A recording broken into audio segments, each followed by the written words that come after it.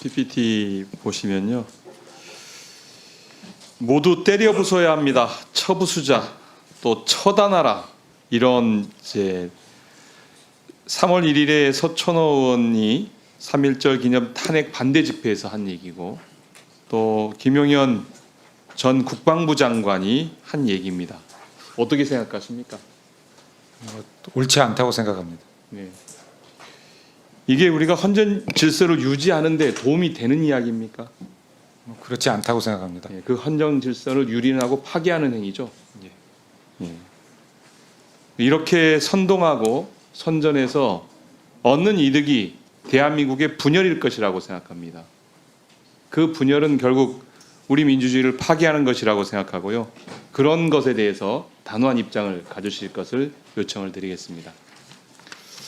앞서 이제 여러 의원님들 질의에 계엄 선포하고 나서 계엄군이 선관위에 침입을 했죠.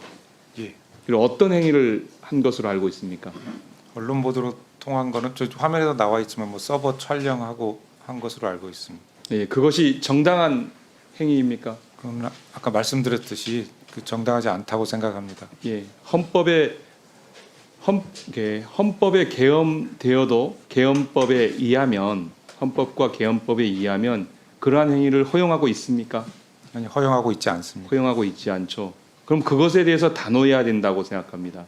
예, 그 점에는 그런데 이게 뭐 법관이기 때문에 아니면 뭐이기 때문에 입장을 밝힐 수 없다, 이것이 아니라 그 헌법적 계엄법을 위반한 것에 대해서는 분명하게 입장과 태도를 얘기해야 되는 것이 선관위원으로서의 역할이다, 이렇게 말씀을 좀 드리겠습니다.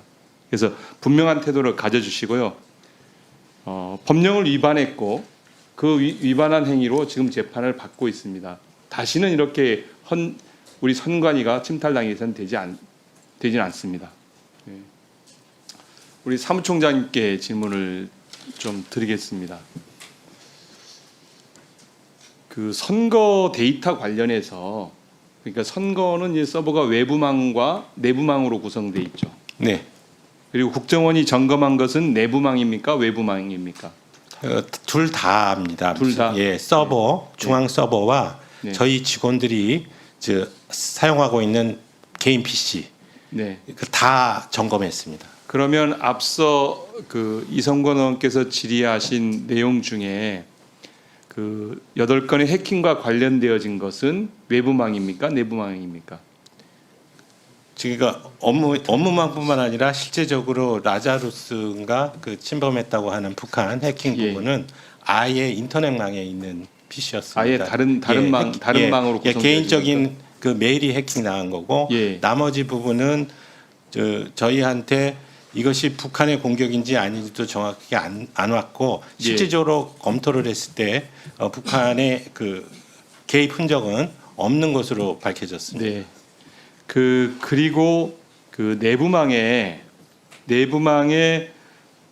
설사 접속이 되더라도 실질적으로 그 개표 결과를 바꿀 수 있습니까?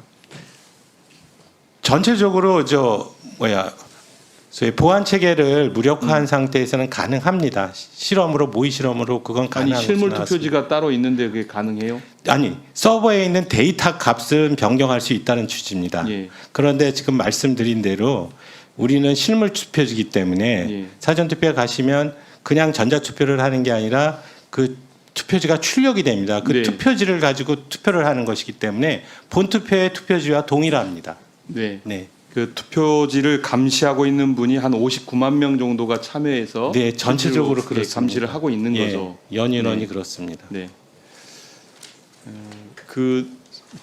선관 그 후보자님과 사무총장님께 드리고 싶은 얘기인데요.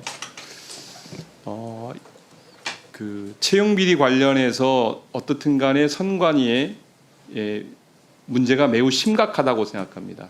그 심각한 것은 내부적인 문제만을 해결할 수 없다고 생각하고요. 그것에 대한 그 국회 차원의 대안 마련이 필요하다고 봅니다. 그것에 대해서 선관위도 안을 마련해 주시고요. 제 생각에는 지금 현행의 선관위원장은 대통령이 3인, 정당에서 3인, 그리고 이제 대법원에서 3인을 추천해서 선관위원장을 구성합니다. 이제 선관위원장은 대부분 대법원에서 추천한 자 중에 1인이 선관위원장을 하게 돼 있고, 그다음에 상임위원은 호선으로 선출하게 돼 있는데 대부분 대통령이 선출하신 분 추천한 분 중에 한 분을 하는 걸로 돼 있습니다. 근데 거기에 이제 사무총장이라는 직제가 조직 밑에 있죠. 사무총장도 장관급이고 상임위원도 장관급이죠. 그래서 저는 그렇게 생각을 합니다.